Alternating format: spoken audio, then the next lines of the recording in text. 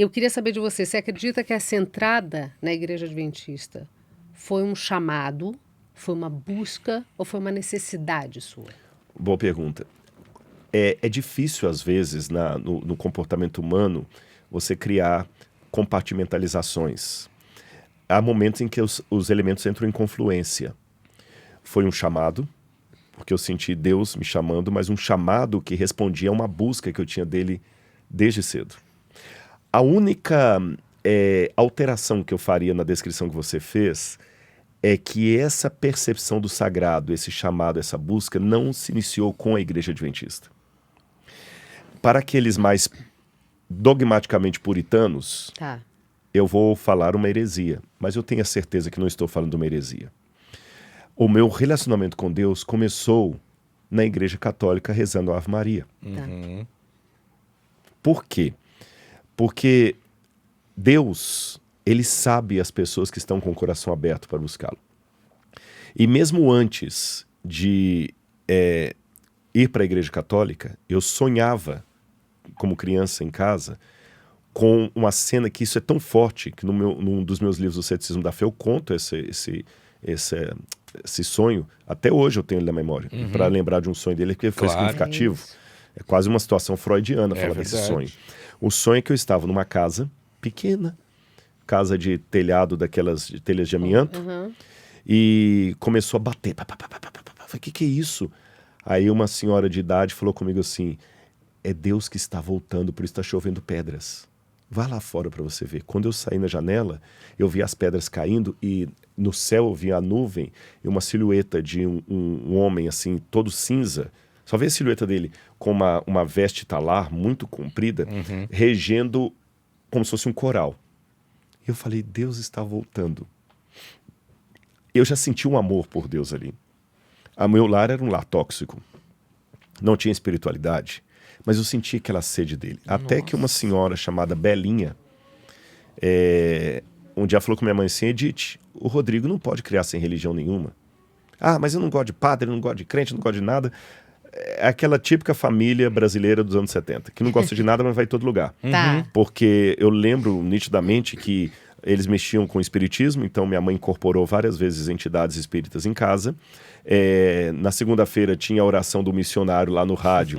Ela colocava o copo em cima do rádio, ouvia muitas vezes a voz da libertação, aquela coisa toda e tal. E quando passava na porta de uma igreja católica, fazia o tradicional sinal da cruz. Então, quer dizer, uma miscelânea. O ecumenismo ambulante. Um ecumenismo ambulante, um ecumenismo bagunçado, né? Porque é quase um sincretismo, seria melhor.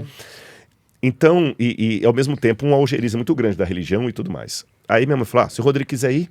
Aí eu perguntei para ela assim, tia Belinha, eu a considerava tia, o padre vai deixar eu ir lá na frente? Ela falou, vai, esse padre é diferente e tudo. Então, essa percepção que havia uma realidade melhor do que aquela que eu estava vivendo, não nasceu na Igreja Adventista, nasceu na Igreja Católica.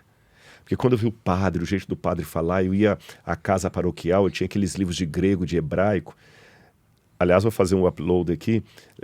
Livros que eu herdei posteriormente desse padre. Eu tenho esses livros lá em casa. Caramba! Que maravilha! Ele falou, padre não tem filho, mas pode ter herdeiro. Maravilhoso! Ele me deu os livros dele, livros que eu vi criança, livro de hebraico, de grego, ele estudou em Jerusalém, estudou em Roma, um padre muito culto, já faleceu, Dom Sebastião Roque.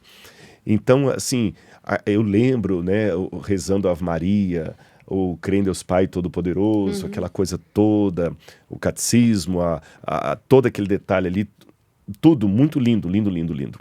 A ponto que eu digo o seguinte, eu não amava Deus mais, perdão, corrigindo, eu não amo Deus hoje mais do que eu amava quando eu era um menino católico no meu bairro, indo à missa. E eu vou fazer então uma pergunta. Embora a minha convicção teológica hoje, pergunta assim, qual a sua convicção teológica? É lógico que é adventista. E eu acho que não há nenhum pecado nisso, não há nenhum disclaimer nisso. Por quê que eu digo?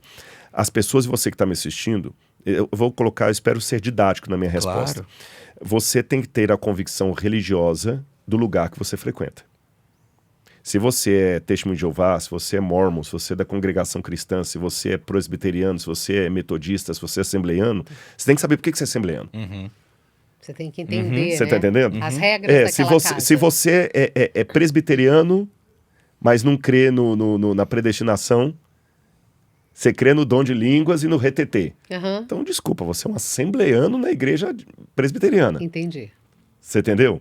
Então, se você tem que ter convicção, você não pode estar ali ou na congregação ou na igreja batista só porque o louvor é legal, porque a igreja tem parede padre é preta, porque o bacana. padre é bacana, eu tô na paróquia lá, porque eu amo E minha prima vai. Fábio de Mello, por isso que eu vou lá, eu amo o cursilho, eu amo a renovação carismática. Eu acho que religião é mais do que moda. Você pode vestir essa blusa porque você gosta, mas religião é uma coisa assim, eu sei que isso aqui é o correto. Tá. Essa convicção sua, ela é sine qua non para você estar onde está. A única razão pela qual Certo. você deve deixar uma religião é se você chegar à conclusão doutrinária que aquilo não está certo. Você não deve sair da igreja porque você está brigado com o ancião. Ah, porque você não gostou da música. Ah, porque não te cumprimentaram. Porque se for assim, você não pode viver. Porque não fiquem ofendidos. Eu moro no interior, vou me dar ao beneplácito de falar isso. Claro. O trânsito de São Paulo é caótico. É, Sim. totalmente. E eu não vi ninguém desistindo de dirigir por causa disso. É isso. Futebol dá escândalo um atrás do outro. De vez em quando surge aí coisa. E eu não vejo. Eu não vejo o ex-torcedor do Corinthians. Não existe tem. ex-torcedor, Não tem. né? Mas tem ex-crente. Aí- Eu não entendo por quê. Eu tô dando exemplo do Corinthians, eu podia dar qualquer um, gente. Claro. Se futebol fosse religião, seria Sim, ateu, porque eu não sim. entendo nada. Mas às vezes tem uma briga lá, o diretor foi apanhado roubando do time, o time tá caindo pra segunda, terceira divisão, você tá o lá. cara tá A devoção é xingando o maior, juiz, né? tá xingando palavrão, mas ele tá lá. A devoção é maior. Mas na igreja ele para de ir porque ele descobriu que o pastor estava roubando dízimo. Ou que não. Entendi. Sabe, não é por aí. Então, repito, a única razão pela qual você deve deixar a sua religião é se você doutrinariamente não concordar mais com ela. Agora, junto com essa convicção que eu coloquei, isso aqui não é uma contradição, é um paradoxo. Tá. Paradoxo não é contradição. São as duas coisas. Você deve ter a convicção que Deus tem filhos e filhas nos movimentos que discordam de você. É. E aí fica difícil, A né? igreja de Deus é maior do que a igreja que eu frequento. Mas E é aí desafiador. complica. É No mundo desafiador. de hoje. Complica porque o nosso ego é que o céu só vai ter gente que torce pro meu time, gente que segue minha Isso. religião e tudo mais. E, desculpem, isso é característica de seita. Tem gente que acusa o outro de seita, Sim. mas ele que está tendo comportamento de seita, porque ele só acha que cristão é só o que concorda com ele. Quem não concorda com ele é seita. Então ele que está tendo comportamento de seita, porque um dos emblemas de seita é achar que só ele que está certo e que o resto tudo está perdido. E a gente falou sobre isso, né? Sobre a pluralidade dos cristãos. Que não é relativização da fé. Perceberam? Não é relativização da fé, é achar que tudo vale. Tá. Eu tenho essa convicção e eu vou ser fiel a ela. Então, como é que eu entendo? Tá, mas e se o outro teve uma convicção diferente? E se ele está sendo sincero a Deus? Aí eu respondo com a minha própria biografia. Eu hoje, teologicamente falando, não concordo mais com o catolicismo. Certo. Tá. Ok? Teologicamente. Teologicamente, eu não sou católico. Sim. Eu não rezo mais a Ave Maria. Sim. Eu não rezo mais Salve a Rainha. Eu não faço mais a novena. Tudo bem? Tá. Eu não guardo mais Sexta-feira da Paixão. Porém, se eu disser que só vai para o céu, ou só está na glória, ou só está com Deus, os adventistas do sétimo dia, o que eu faço com os 13 anos que eu passei na igreja católica e que eu senti ele tão perto de mim? Você não pode anular isso. Eu não né? posso Você anular. não pode descredenciar. E se eu morresse antes de me tornar adventista? Eu ia para o inferno? Então, gente, assim como eu estava lá e já amava a Deus, tem um monte de outros Rodrigos lá fora que continuam amando a Deus. E vou dizer para você, no céu, essa frase não é minha, essa frase é de John Milton, no Paraíso Perdido. Ele falou que no céu nós teremos 3 surpresas. Muita gente que a gente tinha certeza que encontrar, a gente não vai ver. Muita gente que a gente não esperava, a gente vai ver. E qual a terceira surpresa? A gente tá lá. Que legal, eu tô aqui apesar de mim mesmo, sabe? Então, assim, hoje eu consigo viver numa boa com isso. Eu não sou hipócrita. Hoje eu tenho minha convicção teológica, mas os meus irmãos vão além disso. O povo de Deus vai além disso. Eu me sinto tão bem, olha, eu estava falando com o pessoal quando entramos aqui. Um dia eu estava lá em Israel, em cima a Laura deve lembrar, a gente estava lá no Hermon, no Monte Hermon, perto do Monte Hermon ali. Um monte de irmãos brasileiros vieram me cumprimentar, eram da Congregação Cristã do Brasil de Limeira. Aliás, se estiverem assistindo a gente, um beijo para vocês. Não sei o nome de nenhum deles, mas eles vinham contando carinho. Tinha uma senhorinha, e eu vi que aquela era da congregação mesmo. Que ela era a líder ali, sabe? O cabelo de coque e tudo mais, assim, todo um cabelo branquinho. Ela me abraçava, meu filho, que Jesus abençoe você e tudo mais e tudo. Permitam me dar mais uns 2 ou 3 exemplos aqui, sem ser Por exaustivo. favor, imagina. O outro dia eu estava... Congela esse da congregação. Tá. E não estou sendo politicamente correto, não. Isso aconteceu e o exemplo é sincero. Aí o outro dia eu estava na porta de um restaurante em Engenheiro Coelho com a Laura, quando parou lá um senhor... Desculpe-me, eu sou pastor da Assembleia de Deus. E eu quero te dizer que Deus tem um plano na sua vida. Deus me revelou isso. Chorando, me abraçando. Uma outra feita, eu estava pregando em Belo Horizonte, na Igreja Batista do Getsemane. Aí chegou uma senhora para mim, Getsemane ou Calvário? Era Getsemane, a Laura vai me lembrar. Você lembra? Batista Getsemane, que é perto da sua casa lá, né? Batista Getsemane. Aí chegou uma senhora para mim e falou assim, desculpe-me, eu não sou dessa congregação aqui, eu sou pentecostal, mas eu vim de longe, porque o Senhor me mandou... Não, o Senhor me mandou aqui trazer uma mensagem para você. E ela falou uma coisa que eu precisava ouvir. Olha, que forte. Eu não como carne de porco. Uma vez, quando eu estava fazendo doutorado em São Paulo, em teologia, eu ficava no mosteiro com padres. Aí eu chegava no domingo à noite, que a aula era na segunda-feira de manhã, e a minha comida já estava separada lá. E os padres, todo mundo assistindo Fantástico lá, né? Aí, daqui a pouquinho, eu fui pegar a comida assim, fui pôr no micro-ondas. O padre chegou correndo. Padre Donizete, lembro até hoje isso. Rodrigo, desculpa. Tomou o prato da minha mão e nervoso, me perdoa, tirou assim, me perdoa. Eu vou fritar um omelete para você, pode ser? Eu falei, o que foi, padre? O que aconteceu? Ele falou, não, a gente esqueceu que você vinha hoje e não avisou para a menina, ela fez o feijão com banha de porco e toucinho. Poxa. Que cuidado, que atenção. E eu poderia ficar mais umas 2 horas dando vários exemplos e mais exemplos para vocês. E falou assim, gente, sabe, olha como é que eu agora embaso biblicamente essa minha teologia da convicção doutrinária equacionada à certeza de que Deus tem filhos fora daquela convicção doutrinária que eu defendo. Filhos tão legítimos quanto eu. Em alguns casos, talvez até mais. Mesmo que não façam o que eu faço. O que você faz. Mesmo que não façam. E eu vou dar exemplos radicais. Tá. Que agora vai mexer com muita gente, talvez. Vamos nessa. Jesus não negociou doutrina. Concordam comigo? Sim. Jesus não negociou doutrina. Tanto é que uma vez ele conversando com a mulher samaritana, ela tentou dar uma de migué com ele. Mas nossos pais adoravam nesse monte. Vocês judeus falam que ela falou assim, olha filha, calma lá, menos. A salvação vem dos judeus. Tá bom? Não é dos samaritanos, não. Tá. Então ele botou ela no lugar dela. Ele fez uma afirmação doutrinária. Ele também falou, eu sou o caminho, a verdade e a vida. E não não um. Em grego isso é muito preciso. Ego emi, rerodos, realetheia, redzoe. Eu sou o caminho, não é um dos. No grego é muito forte. Ninguém vem ao Pai senão por mim. Quem comigo não ajunta, espalha. Virão falsos cristos em meu nome. Não os escuteis. Jesus foi muito duro. Vocês, fariseus, vocês, por causa da tradição de vocês, transgridem o mandamento de Deus. Então ele não negociou doutrinas, nem princípios. Por outro lado, esse mesmo Jesus, um dia, foi procurado lá pelas bandas de Tiro e Sidom por uma mulher cananeia, que pediu para ele curar a filha que estava endemoniada. Cananeia, sabe o que significa isso?